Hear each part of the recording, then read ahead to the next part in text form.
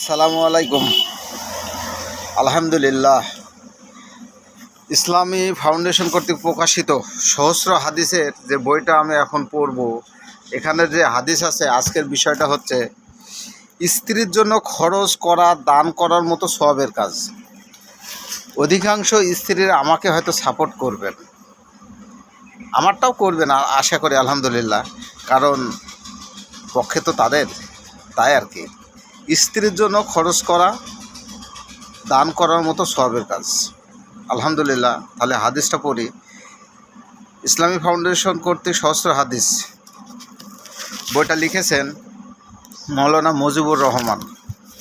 এ দেখেন বই, এ দেখেন ইসলামী ফাউন্ডেশন, এই আসতে।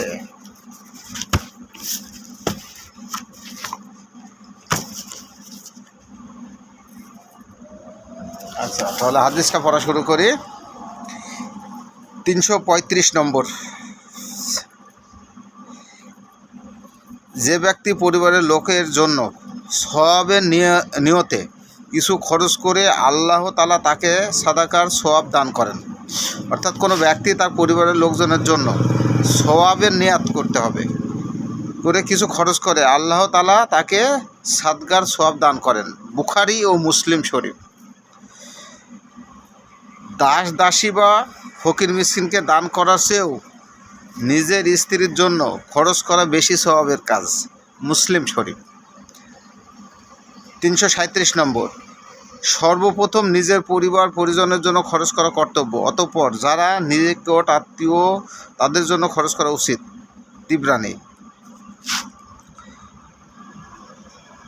কোনো এক ব্যক্তি জিজ্ঞাসা করলো, ইয়া রাসূলুল্লাহ সাল্লাল্লাহু আলাইহি ওয়াসাল্লাম, আমার কাছে একটি দিনার আছে, তা কোথায় খরচ করব? রাসূল সাল্লাল্লাহু আলাইহি সাল্লাম জবাব দিলেন, নিজের জন্য খরচ করো। অতঃপর সে বলল, আরও একটি দিনার আছে। রাসূল সাল্লাল্লাহু আলাইহি সাল্লাম বললেন, নিজের সন্তান সন্ততির জন্য খরচ করো। উক্ত ব্যক্তি পুনরায় বলল, হুজুর, আমার আরও একটি দিনার আছে। রাসূল সাল্লাল্লাহু আলাইহি সাল্লাম বললেন, তার স্ত্রীর জন্য খরচ করো। সে বলল, আরও একটি দিনার আছে। তিনি বললেন, তোমার খাদ্যের জন্য খরচ করো। সে বলল, আরও একটি আছে। রাসূল সাল্লাল্লাহু আলাইহি সাল্লাম বললেন, অতঃপর তুমি যেখানে ভালো মনে করো সেখানে খরচ করো। ইবনে হিব্বান। 1 2 3 4 চারটে পড়লাম। 339। কোনো মানুষের গুনাহগার প্রমাণিত হওয়ার জন্য এই যথেষ্ট যে সে তার উপর যাদের দায়িত্ব অর্পিত হয়েছে সে তাদের খোঁজ খবর নেয় না এবং তাদের ধ্বংসের মুখে ঠেলে দেয়। আবু দাউদ এবং নাসাই। কোনো মানুষের গুনাহর প্রমাণিত হওয়ার জন্য এটাই যথেষ্ট যে তার উপর যাদের দায়িত্ব অর্পিত হয়েছে তাদের খোঁজ খবর না নেওয়া এবং তাদের ধ্বংসের মুখে ঠেলে দেওয়া। তোমাদের প্রত্যেকে কারো না কারো রক্ষণাবেক্ষণের দায়িত্ব বহন করছো। তোমরা প্রত্যেকেই কারো না কারো রক্ষণাবেক্ষণের দায়িত্ব বহন করছো। কিয়ামতের দিন তোমাদের অধীনস্থ সম্পর্কে তোমাদের হিসাব দিতে হবে। পুরুষ তার স্ত্রী পুত্র ও পরিবারের সকলের জিম্মাদার, আর স্ত্রীলোক তার স্বামী সম্পদের জিম্মাদার। বুখারী ও মুসলিম শরীফ। 339 নম্বরটায় বলা আছে, তোমরা প্রত্যেকেই কারো না কারো রক্ষণাবেক্ষণের দায়িত্ব বহন করছো। কিয়ামতের দিন তোমাদের অধীনস্থ সম্পর্কে তোমাদের হিসাব দিতে হবে। মানে একজনের অধীনস্থ সম্পর্কে যে থাকবে তার সম্পর্কে হিসাব দিতে হবে, ঠিকমতো রান্নাবাড়া করে দিয়েছে কিনা, বা ঠিকমতো স্ত্রীকে সন্তানদের অধীনস্থ যাদের আছে তাদের সব কিছু দায়িত্ব সঠিকভাবে পালন করার চেষ্টা করতে পেরেছে কিনা, এই হিসাবে আর কি।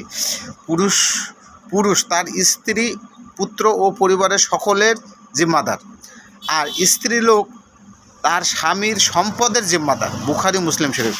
তাহলে এখানে 1 2 3 4 5 6 6টা হাদিস পড়লাম। তার মধ্যে সবথেকে বুখারী এবং মুসলিম শরীফে স্ত্রী, সন্তান, পিতামাতা, অর্থাৎ একজন পুরুষের উপর অধীনস্থ যারা তাদের ব্যাপারে বেশি গুরুত্ব দেওয়া হয়েছে, এটা মুসলিম এবং বুখারী শরীফে। তবে প্রত্যেক স্ত্রীর পক্ষে কথাটা যাচ্ছে, কিন্তু শেষের হাদিসে বলা আছে, আর স্ত্রীলোক তার স্বামীর সম্পদের জিম্মাদার। তাহলে এখন কি বলতে হবে যে মুসলিম এবং বুখারী শরীফে স্ত্রী লোকের অর্থাৎ তার নিজের ওয়াইফ বা বউয়ের জন্য খরচ করা একটি সাদগা সোয়াবের কাজ, এটা সোয়াবের নিয়তে খরচ করতে হবে। আশা করি স্ত্রীরা আমার এই হাদিস পড়ার কারণে তারা সন্তুষ্ট হবেন এবং যেসব স্বামী আছেন তাদের জন্য শেষের যে বাক্যটা হাদিসটা